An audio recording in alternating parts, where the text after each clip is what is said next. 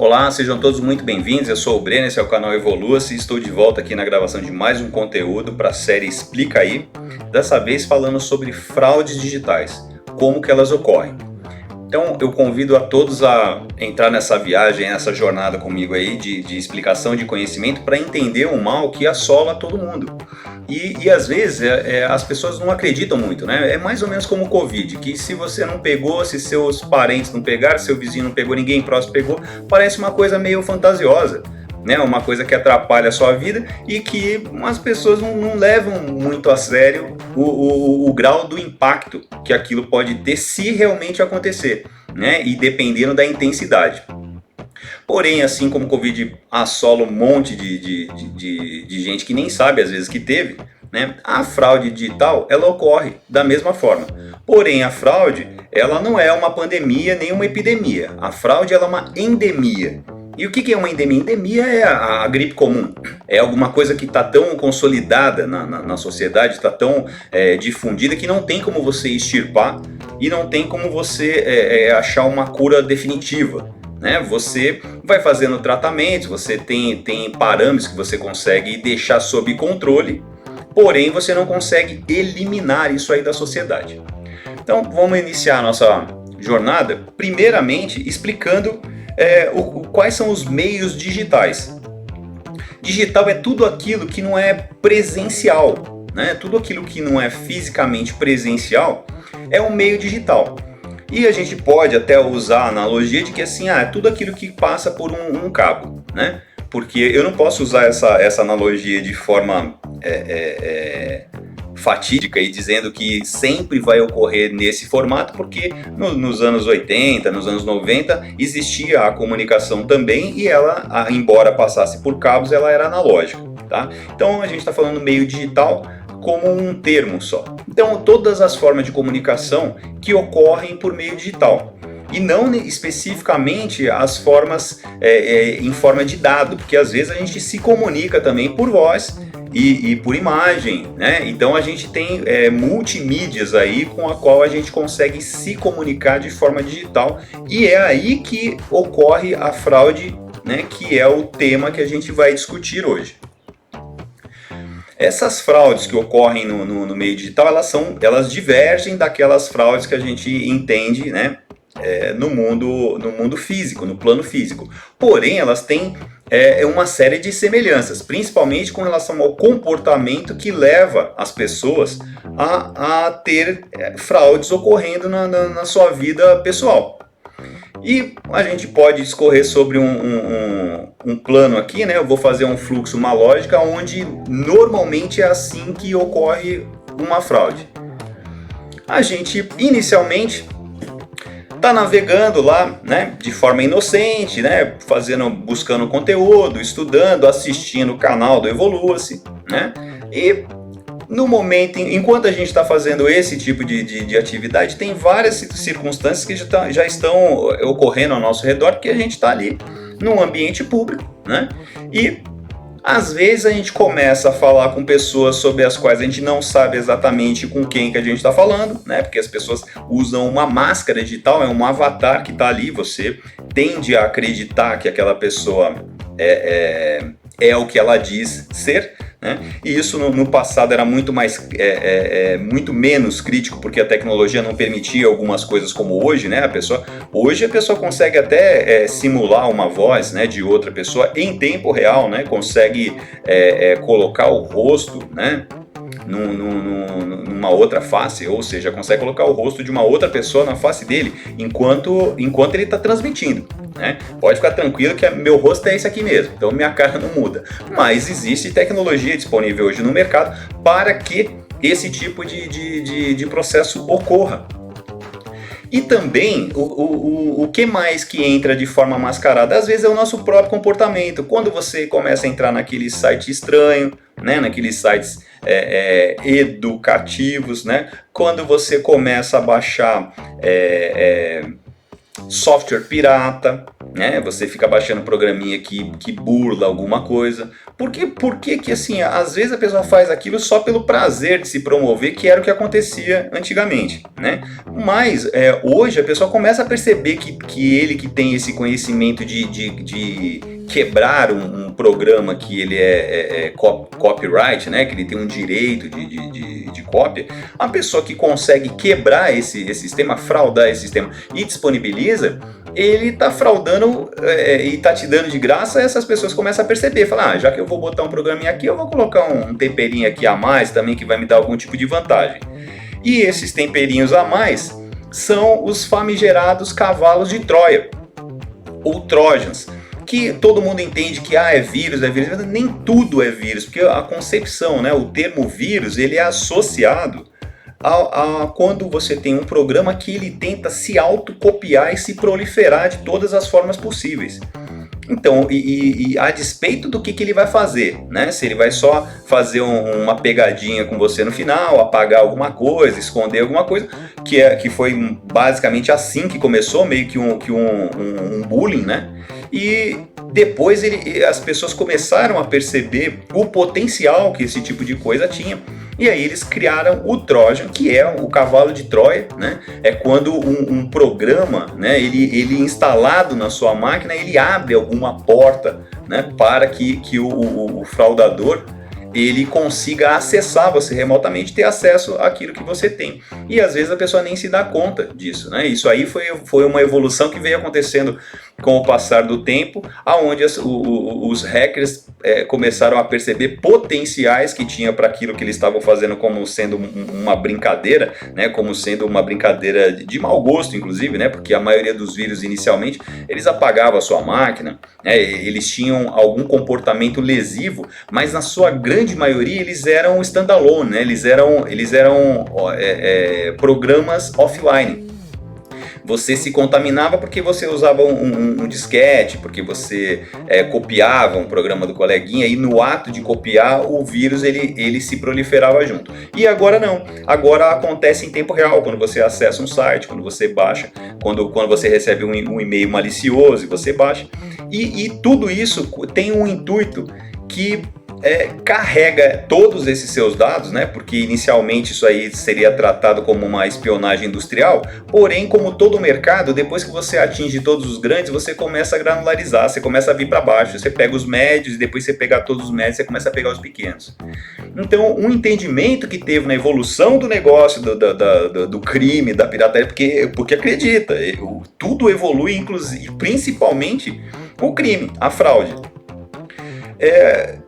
Pegar esse seu dado e levar esse seu dado para disponibilizar no lado negro da rede da internet, né? Onde as fraudes, o produto das fraudes é comercializado, porque quando a pessoa entra na sua casa fisicamente, rouba alguma coisa da tua casa, ela tem que vender para alguém. Então, aonde você vai encontrar os receptadores e os interessados naquilo que possa ter sido furtado, vai ser nessa Deep Web, tá?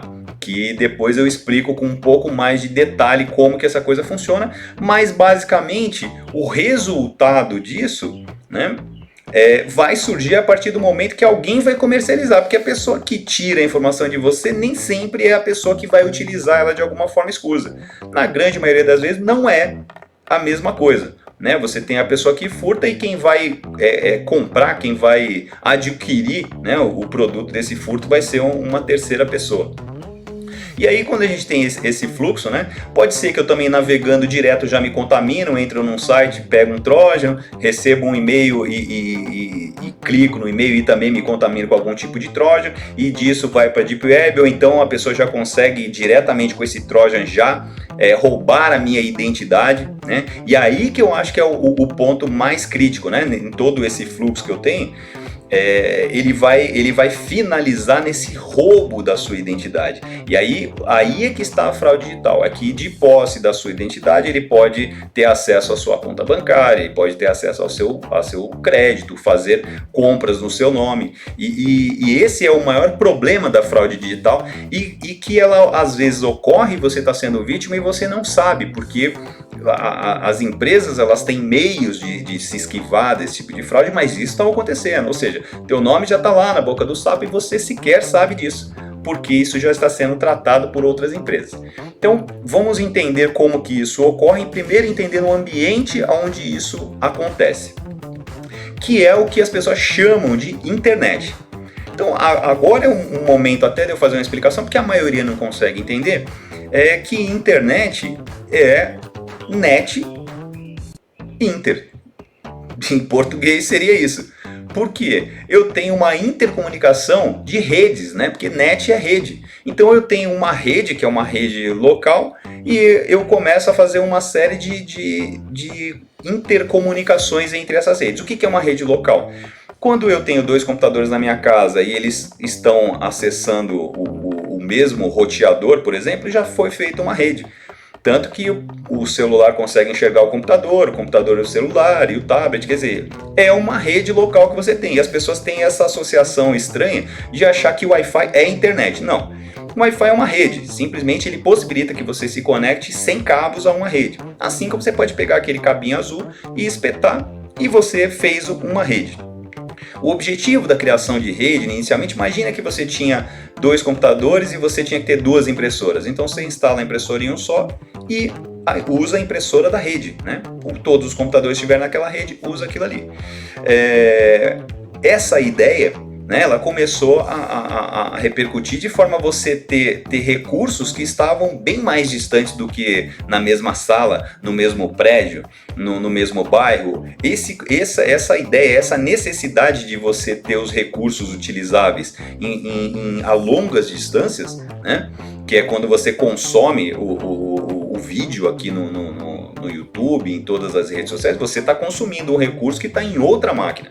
É isso que possibilita, né? Uma rede é possibilitada dessa forma. E aí você tem uma enorme rede, né? Que é a interconexão de todas as redes que forma a internet como sendo uma grande rede mundial. Então é muito importante ter esse entendimento de rede para saber como que a fraude ocorre. E a gente tem nessa ilustração uma demonstração do que seria todo o universo da internet. E ela está dividida em 3 pedaços. Até claro que existem mais divisões possíveis, mas eu vou fazer uma divisão bastante simples, que é superficialmente é o que a maioria das pessoas conhece, porque é onde estão as redes sociais, onde estão os sites de busca, onde estão os sites de compras, os e-commerces e toda a porta de entrada. Na verdade é o shopping da internet, é aquela superfíciezinha, né? E depois você começa a ir se aprofundando pela Deep Web, pela Dark Web, né? Chegar no ponto mais obscuro, abissal do grande oceano que é a internet. E o que acontece? Primeiro de tudo, uma informação que também é interessante você saber: quando tudo começou, tudo era Dark Web, né? Tudo era Dark Web. E, nossa, mas como que era Dark Web?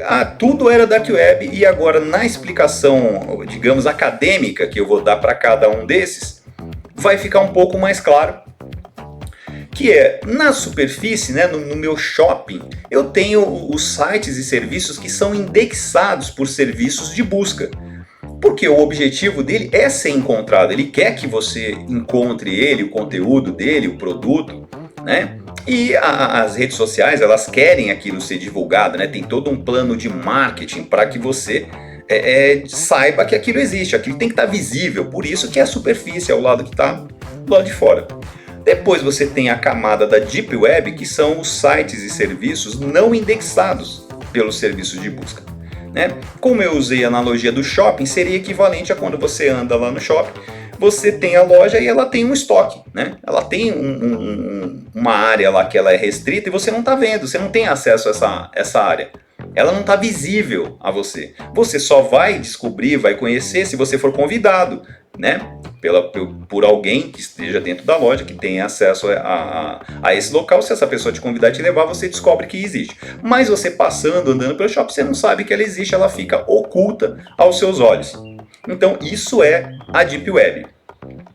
E a Dark Web são os sites e os serviços que só são acessados diretamente através de P2P, que chama, né? Assim, você tem ponto a ponto, direto. Não existe uma forma de você acessar aquilo ali nem sendo carregado. Você tem que ter o contato direto, não tem como você dar uma voltinha. Isso seria equivalente a você falar o seguinte: você tem aquela área da loja, que a pessoa da loja pode levar, e você tem aquelas áreas no shopping que elas são meio ocultas, né? Se você olha assim, tem umas portinhas ocultas com umas escadas que passam por trás das lojas, que é para o pessoal da manutenção.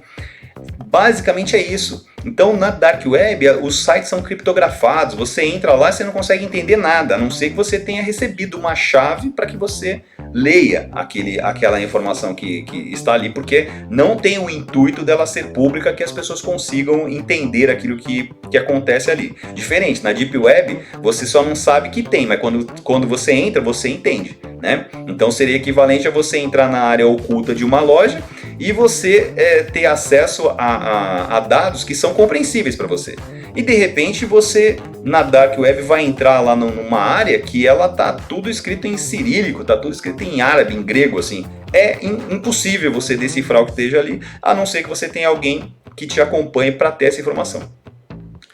E por que quando começou era assim? Porque antigamente, quando a internet começou, não tinha site de busca, não tinha nada. Ou você sabia o endereço ou você não conseguia navegar. Então era mais ou menos, tudo era uma Deep Web, né? Tudo basicamente era uma Deep Web. E você usa Deep Web, você só não sabe, tá? Porque é do interesse das pessoas, às vezes, que você veja a loja, você entra na loja, ele te leva lá para ver uma coisa um pouco mais apurada, uma coisa mais detalhada. Já na Dark Web é uma coisa meio que, se ele te encontrar no shopping, ele vai te dar um endereço para você ir para um outro lugar, porque se for uma jogatina, se for uma fraude, roubo, planejamento de crime, de assalto, de sequestro, esse tipo de coisa não é discutido abertamente dentro do shopping, né? Então basicamente é isso que acontece. E o ponto mais alarmante, que você talvez não saiba, é que aproximadamente 90% de tudo que se existe na internet está justamente nesses dois degraus aqui, que as pessoas elas não se dão conta, são degraus assim que estão muito abaixo do nível de compreensão, de entendimento, e a maioria das pessoas fica só lá na superfície, né? Então ela não tem a percepção. Para você ver, olha o tanto de volume de coisas que tem que está fora do seu alcance. Tudo isso é a nossa internet. E aí, para todo esse contexto, né, que eu consegui mostrar para vocês, as empresas elas tentam criar a sua estrutura de segurança, né? Elas faziam isso porque elas tentavam proteger, e agora mais ainda com a tal LGPD, que é a Lei Geral de Proteção de Dados, que não só força as pessoas, as empresas a proteger os dados dos consumidores, né, dos seus usuários, como ela institui multas, né, vultuosas, assim, altíssimas, para as pessoas que infringem aquilo e liberam os seus dados.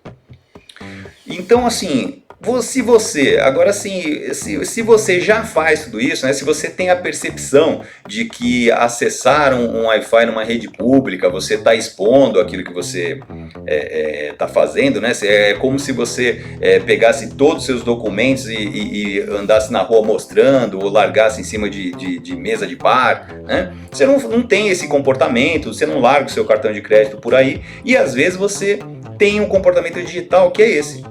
Agora, se você não tem, você faz tudo certinho, você se policia. Então, primeiro de tudo, parabéns para você, parabéns. Esse é o comportamento correto, o comportamento adequado, que vai fazer com que você continue no mercado. E, por um outro lado, se você ainda não tem esse comportamento, o que você está esperando para ter, né? Assim, por que você não acredita, né? Conta pra mim, né, o que, deixa aí o comentário, ou então conta aí se você já foi vítima de alguma fraude, né? Se você conhece alguém, vamos conversar sobre isso. Porque esse é um assunto bastante amplo, bastante interessante. Eu acho que ele afeta muita gente, né? Ele afeta todo mundo. Você com certeza já deve ter algum tipo de fraude da qual você desconhece, porque foi alguma coisa que ela foi barrada por alguma empresa, por um banco. Mas o seu dado, se ele foi fraudado, ele está lá navegando para ser vendido, né? Assim, você tendo conhecimento de todo mundo de empresas que já foram fraudadas, vazamento do Serasa, que tem dados sensíveis, vazamento de dados de empresas de telefonia, de telecomunicação, que tem um dado muito sensível, que a pessoa nem se dá conta que não só ele sabe seu número, mas ele sabe aonde você está e com quem você fala, porque é isso que a rede possibilita, né, dentro da estrutura de dados de uma empresa de telecomunicação. Então eu espero que vocês tenham gostado e eu conto com vocês no próximo vídeo.